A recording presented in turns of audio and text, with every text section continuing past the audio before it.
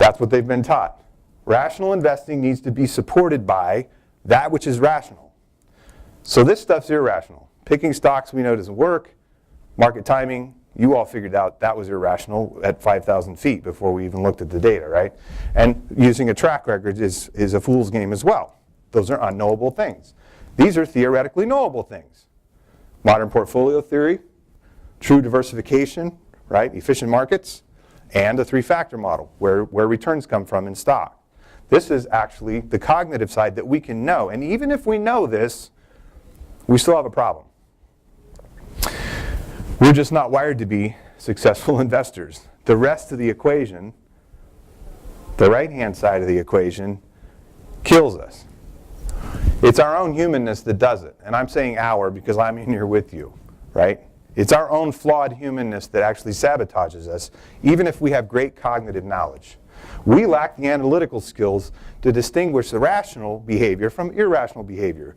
And we tell ourselves necessary lies, like I did today. I'll work out twice tomorrow.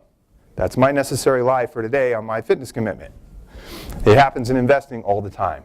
So let's look at the instinct. We'll look at these pieces. This is the survival mechanism, fight or flight. It's been termed, right? And it probably served us well, maybe thousands of years ago, when we needed to get scared in a hurry and run away from things, right?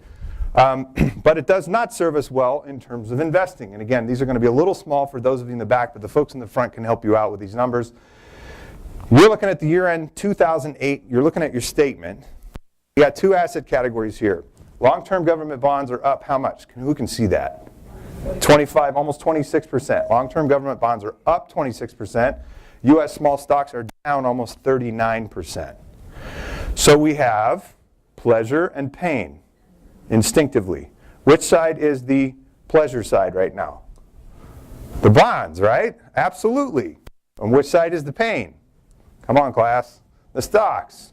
So our natural instinct is to do what? Run from the pain toward the pleasure. But what if we did that? I know you can't see these, so I'm going to read them to you. What happened in 2009? Long-term government bonds are down 14%, and small stocks are up 47.5%.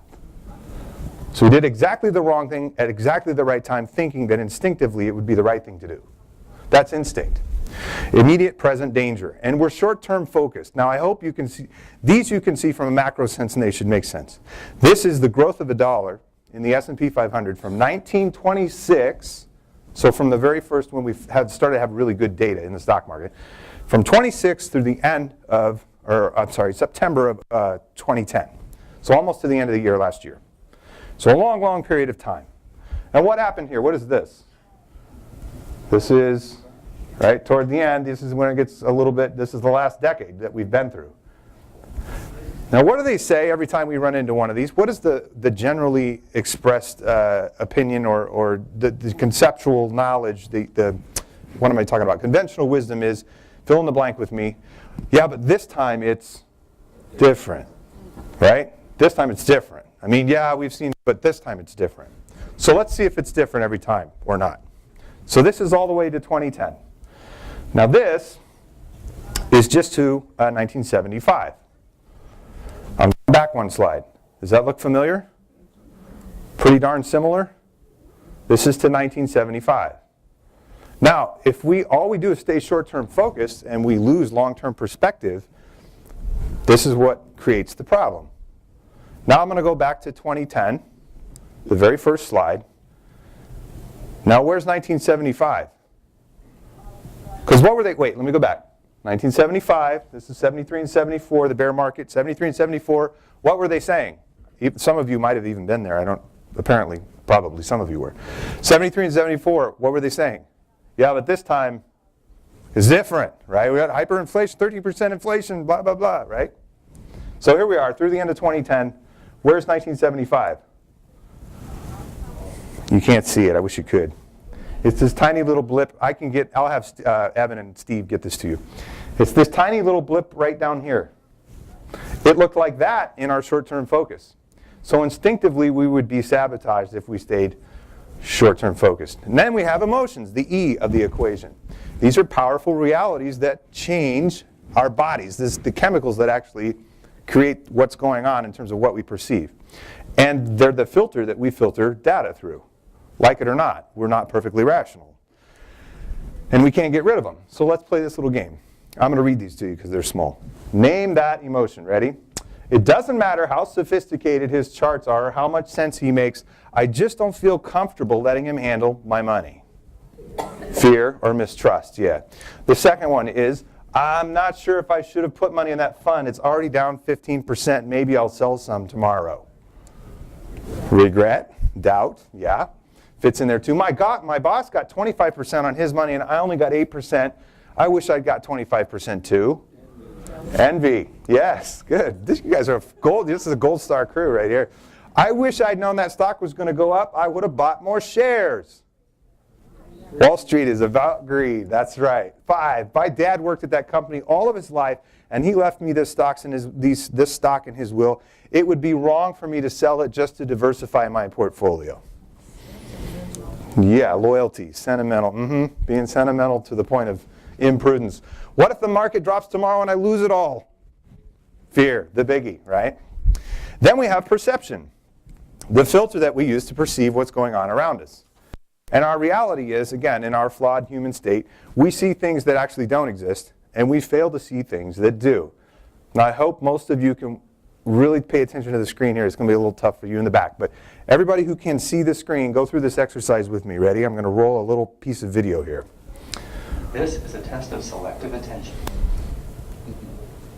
Count how many times the players wearing white pass the basketball.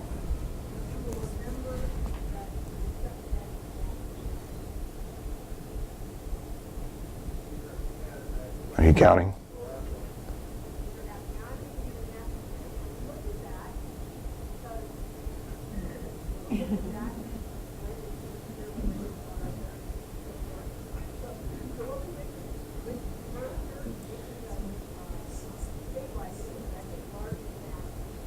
How many passes did you count? How many did you get? 15, 11? It's 15. 15? Who got 15? Did you see the gorilla? Did you see the gorilla? Ready?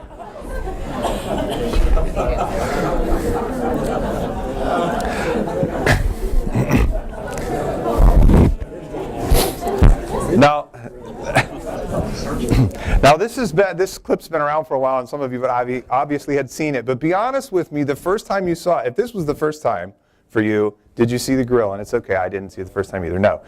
And if this wasn't the first time you've seen it, do you remember the first time you saw it, did you see the gorilla? Or were you counting passes like me and everybody else, right? That's the perception thing. So how does the industry create this illusion and play on our perception? We talked about it a little bit earlier with the whole analogy of the scratch-it card in the lottery. It's the law of large numbers. That's all they need. There's 27,000 mutual funds right now in the U.S. that you can choose from. 3.5 times the number of stocks. Vanguard has 256. JP Morgan has 500. American Funds has 516. And our friends that we love to illustrate things with, not hate, Fidelity has 1,181 mutual funds, or did at the end of 2009. Now, I'm not picking on Fidelity, but think about this with me again, being the smart group that you are. 1,181 scratch-it tickets out there.